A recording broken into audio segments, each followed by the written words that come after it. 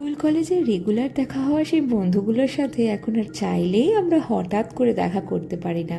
তার জন্য আগে থেকে প্রি প্ল্যান করতে হয়। হ্যাঁ, এখন আমরা এই এজেই পৌঁছে গেছি, কারণ প্রত্যেকেই যে যার লাইফ নিয়ে বিজি, কেউ জব নিয়ে, কারোর সংসার হয়ে গেছে। বাট আজকের সন্ধ্যেটা ছিল একদম আমাদের কাছে সারপ্রাইজের মতো। আমরা কেউ প্রি প্ল্যান করিনি দেখা করার জন্য। ফার্স্টে ওদের সাথে তোমাদের আলাপ করিয়ে দিই। এই যে ফার্স্টে যাকে দেখলে ও হলো দীপান্বিতা, দ্বিতীয়জন হলো উদিতা, আর এ হলো শ্রেয়া। মেনলি শ্রেয়ার জন্যই আজকে আমাদের এই প্ল্যানটা হয়েছে। ওর অ্যাকচুয়ালি একটু মন খারাপ ছিল, যার জন্য হঠাৎ করে আমাদেরকে কল করে বলে আজকে একটু দেখা করতে পারবি। প্রায় 2 ঘন্টা আগে আমাদের এই প্ল্যানটা হয়েছিল, তো সবাই আমরা মোটামুটি ফ্রি ছিলাম, যার জন্য আমরা দেখা করেছি, মজা করেছি, ছবি তুলেছি, রিলস বানিয়েছি, আর খাওয়া দাওয়া তো আছেই। বয়স বাড়ার সাথে সাথে এত ফেক মানুষের সাথে বন্ধুত্ব করেছি না, যে এখন নতুন করে কাউকে বিশ্বাস করতেই এখন ভয় লাগে। আর আমি বড্ড তাড়াতাড়ি লোককে বিশ্বাস করে ফেলি, এটা হচ্ছে আমার সব থেকে বড় দোষ।